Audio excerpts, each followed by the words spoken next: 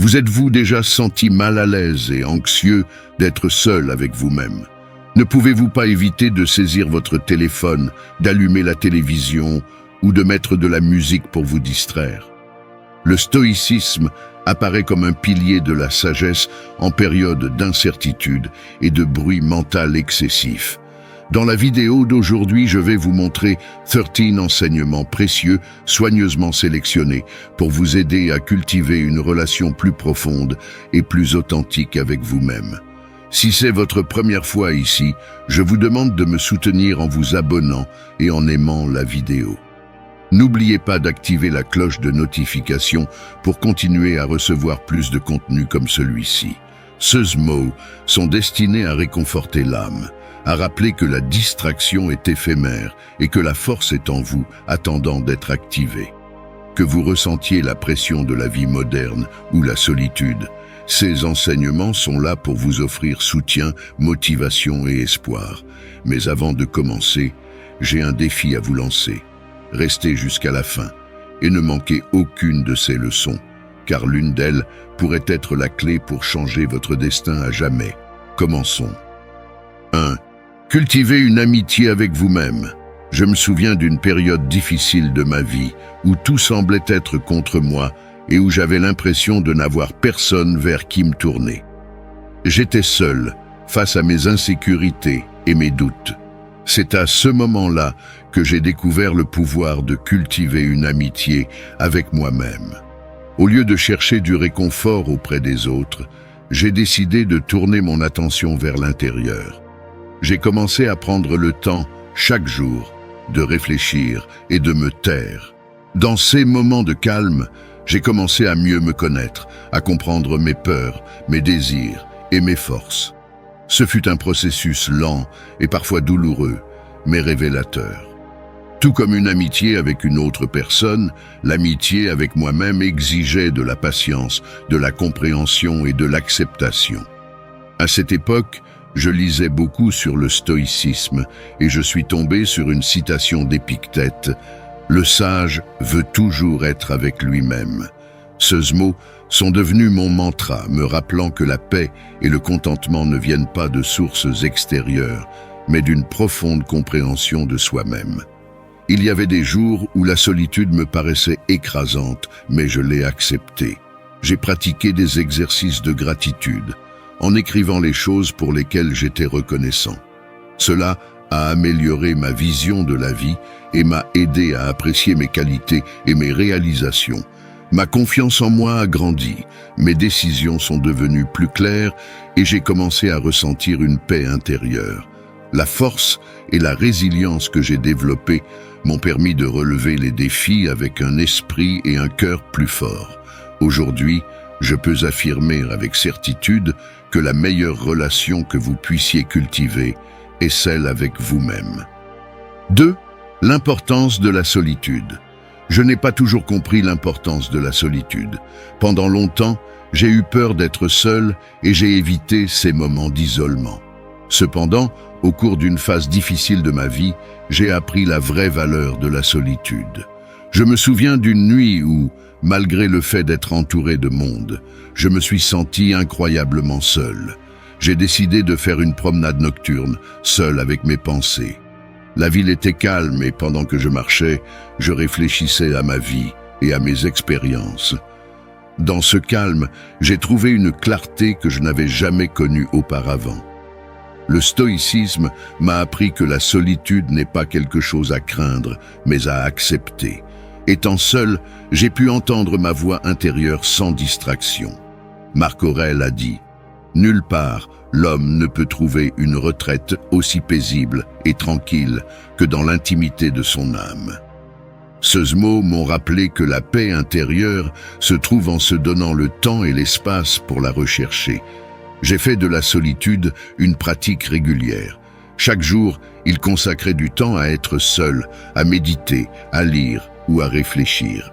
J'ai trouvé ces moments revitalisants, me permettant de me ressourcer et de voir le monde avec une perspective renouvelée. J'ai appris à apprécier ma propre entreprise en faisant des activités qui me plaisaient et en me connectant plus profondément avec moi-même. La solitude m'a appris à être autonome et à trouver de la force en moi-même, sans avoir besoin de la validation constante des autres. Aujourd'hui, j'apprécie profondément ces moments de solitude qui m'ont permis de grandir, de guérir et de découvrir des parties de moi-même qui autrement seraient restées cachées. Troisièmement, vivre selon le présent. Vivre dans le présent était une leçon difficile à apprendre. J'avais l'habitude de m'inquiéter pour l'avenir et de regretter le passé jusqu'à ce qu'un moment, ma perspective change. Un après-midi, en regardant des enfants jouer dans le parc, j'ai réalisé qu'ils profitaient du moment sans souci. J'ai compris que je pouvais aussi vivre dans le présent, mais je l'avais oublié. J'ai commencé à étudier le stoïcisme et je suis tombé sur une citation de Sénèque. À mesure que nous retardons la vie, elle s'accélère. J'ai réfléchi au nombre de fois où j'avais arrêté de profiter du présent à cause de pensées sur le futur ou le passé. J'ai décidé de faire un changement conscient et de pratiquer la pleine conscience, ou proche. Je me suis consacré à être vraiment présent dans chaque activité quotidienne. Au début, c'était difficile, mais avec le temps, c'est devenu naturel. J'ai utilisé la technique de respiration consciente, en inspirant profondément et en expirant lentement pour me débarrasser de mes inquiétudes. Cette pratique m'a aidé à m'ancrer dans le présent. J'ai remarqué des changements significatifs, moins de stress et plus de joie dans les petites choses. Après réflexion, j'ai réalisé que de nombreuses inquiétudes n'étaient pas fondées. L'avenir est incertain et le passé ne peut être changé, mais le présent est tout ce que nous avons. En vivant dans le présent, j'ai trouvé la paix intérieure. Chaque instant est un cadeau. Vivre pleinement le présent est la clé d'une vie heureuse et satisfaisante. Quatrième, contrôle des émotions. Contrôler les émotions est une compétence que j'ai toujours admirée chez les autres, mais que j'ai trouvée difficile à maîtriser. J'avais l'habitude de réagir de manière impulsive aux situations stressantes. Un tournant m'a amené à reprendre le contrôle de mes émotions et à améliorer ma vie. Je me souviens d'un jour au travail où tout allait mal. Un projet échouait, mon patron était bouleversé et la pression montait. J'ai explosé et j'ai laissé la frustration prendre le dessus sur moi. J'avais honte et je savais que je devais mieux gérer mes émotions. J'ai commencé à approfondir la philosophie stoïcienne. Une citation d'Épictète m'a interpellé. Ce ne sont pas les choses qui nous dérangent, mais nos opinions à leur sujet. J'ai compris que mes réactions émotionnelles étaient causées par la façon dont j'interprétais les événements. J'ai décidé de changer. J'ai pratiqué l'introspection, analysant mes réactions émotionnelles et comprenant que beaucoup étaient des réponses à des pensées irrationnelles ou à des peurs infondées. En prenant conscience de ces schémas, j'ai pu remettre en question et changer ma façon de penser.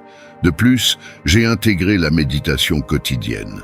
Passer quelques minutes chaque jour à méditer, à calmer mon esprit et développer une plus grande conscience de mes pensées et de mes émotions. Cette pratique m'a permis d'observer mes émotions sans les juger ni réagir de manière impulsive. J'ai appris à respirer profondément et à réagir de manière plus contrôlée et rationnelle. Au fil du temps, j'ai remarqué une grande différence.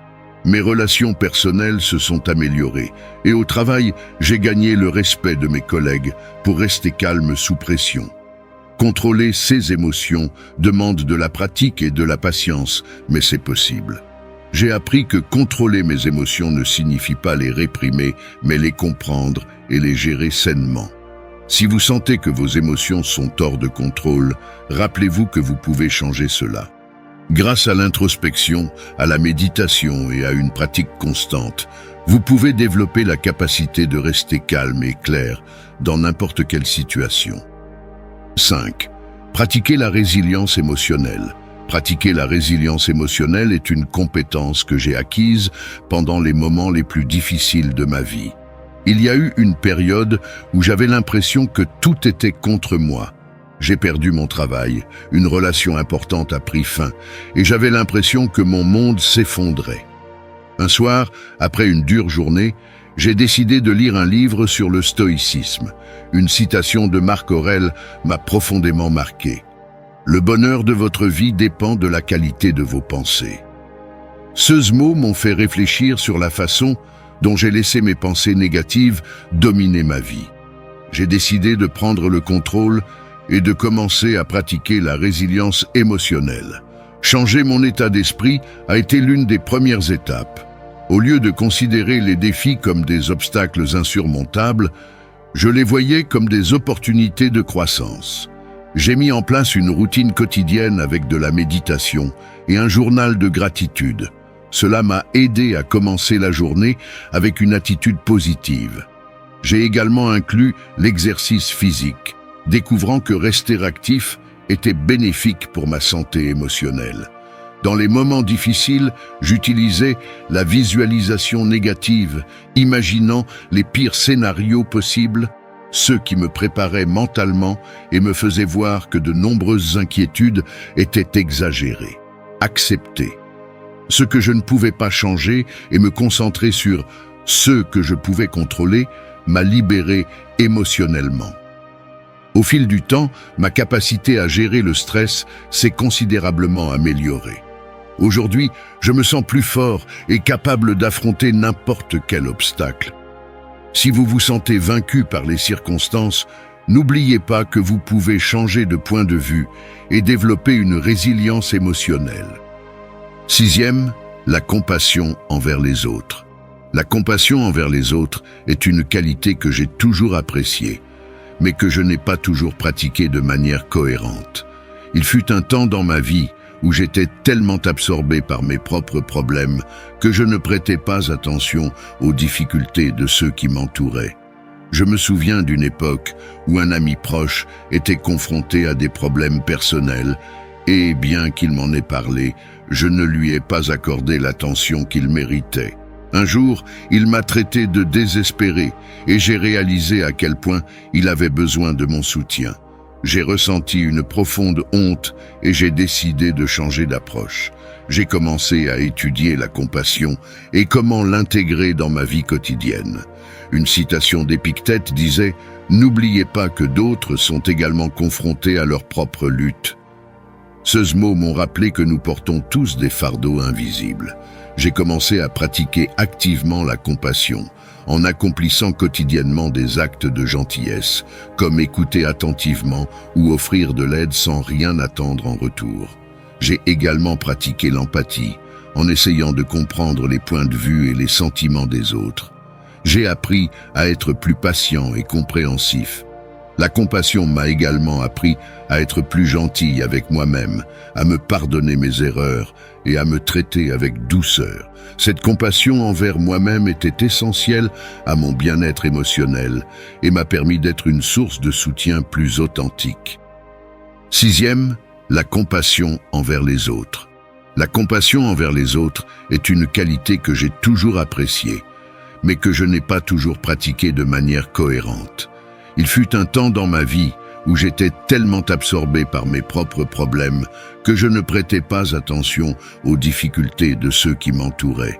Je me souviens d'une époque où un ami proche était confronté à des problèmes personnels et, bien qu'il m'en ait parlé, je ne lui ai pas accordé l'attention qu'il méritait. Un jour, il m'a traité de désespéré et j'ai réalisé à quel point il avait besoin de mon soutien. J'ai ressenti une profonde honte et j'ai décidé de changer d'approche. J'ai commencé à étudier la compassion et comment l'intégrer dans ma vie quotidienne. Une citation d'Épictète disait « N'oubliez pas que d'autres sont également confrontés à leur propre lutte ». Ces mots m'ont rappelé que nous portons tous des fardeaux invisibles. J'ai commencé à pratiquer activement la compassion, en accomplissant quotidiennement des actes de gentillesse, comme écouter attentivement ou offrir de l'aide sans rien attendre en retour. J'ai également pratiqué l'empathie, en essayant de comprendre les points de vue et les sentiments des autres. J'ai appris à être plus patient et compréhensif. La compassion m'a également appris à être plus gentil avec moi-même, à me pardonner mes erreurs et à me traiter avec douceur. Cette compassion envers moi-même était essentielle à mon bien-être émotionnel et m'a permis d'être une source de soutien plus authentique. 7. La dichotomie du contrôle. La dichotomie du contrôle est un concept stoïcien qui a transformé ma façon de voir le monde. La première fois que j'ai entendu parler de ce principe, j'étais dans une situation où tout semblait hors de contrôle. À l'aéroport, entouré de voyageurs frustrés, j'ai décidé que je ne voulais pas être victime des circonstances. Je me suis souvenu des enseignements stoïciens sur la dichotomie du contrôle.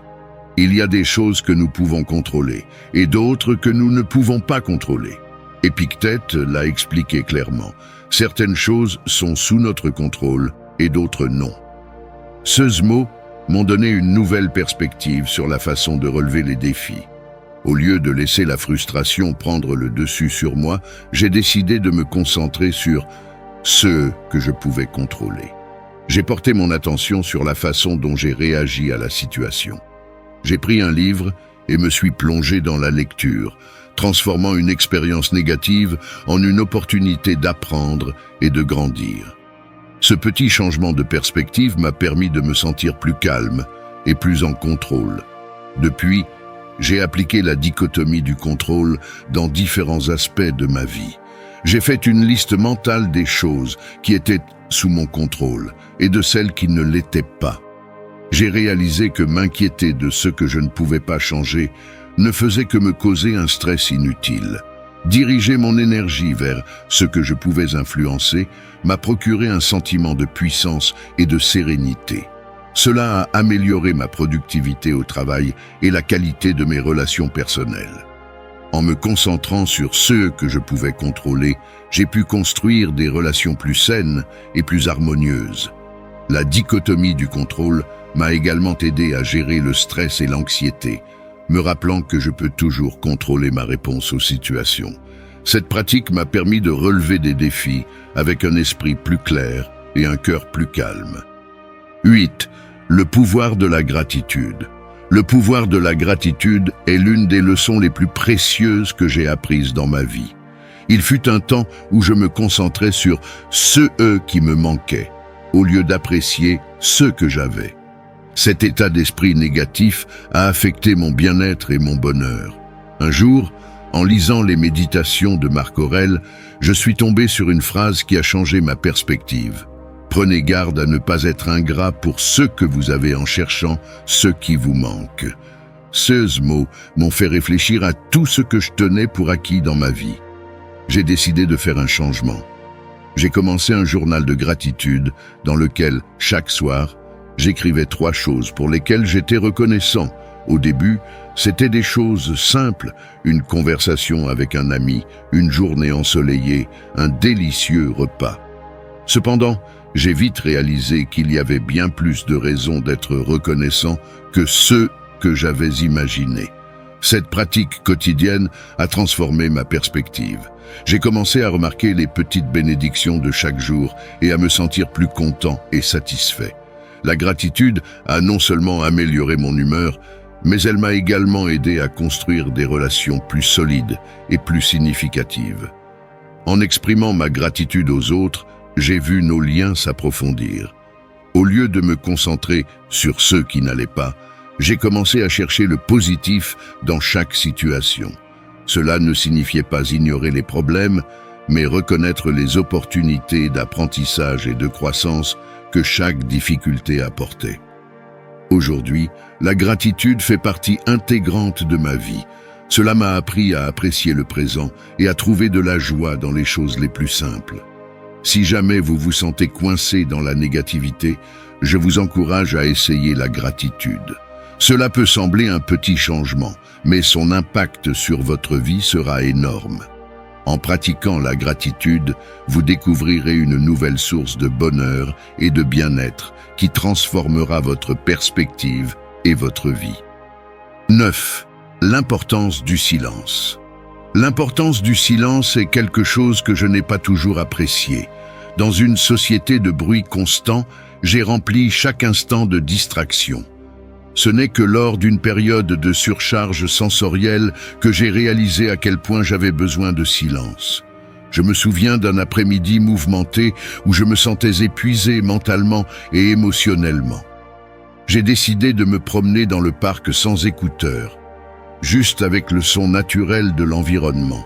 Sans le bruit constant, mes pensées ont commencé à circuler et j'ai entendu ma voix intérieure plus clairement. Une citation de Zénon de Citium m'a interpellé. Le silence est un espace où l'esprit peut se retrouver. J'ai réalisé que j'avais évité le silence par peur d'affronter mes propres pensées et émotions. J'ai commencé à intégrer des moments de silence dans ma routine quotidienne, que ce soit par la méditation, en m'asseyant tranquillement pendant quelques minutes chaque matin ou simplement en éteignant tous les appareils. These moments sont devenus de précieuses occasions de réfléchir et de se ressourcer. Le silence a également amélioré mes capacités d'écoute, me permettant d'accorder toute mon attention aux conversations et d'améliorer mes relations personnelles et professionnelles. De plus, cela m'a permis d'être plus conscient de mes pensées et de mes émotions, ce qui m'a permis d'acquérir une plus grande clarté et une plus grande tranquillité d'esprit. Un enseignement d'Épictète que j'applique est le suivant. Tais-toi souvent, mais lorsque tu parles, fais-le pour dire quelque chose de précieux. Aujourd'hui, j'apprécie profondément le pouvoir du silence. Cela m'a appris à trouver la paix au milieu du chaos et à me connecter avec mon être intérieur. Si vous vous sentez submergé par le bruit constant du monde, recherchez le silence, vous trouverez la sagesse et la tranquillité. Merci d'être resté jusqu'à la fin de la vidéo. Si vous avez tout vu, commentez « Je suis stoïcien » comme notre signe secret, indiquant que vous êtes un véritable apprenant du stoïcisme. N'oubliez pas de vous abonner et de liker la vidéo si elle vous a plu. Rendez-vous dans la prochaine vidéo et rappelez-vous, continuez à cultiver votre esprit stoïque.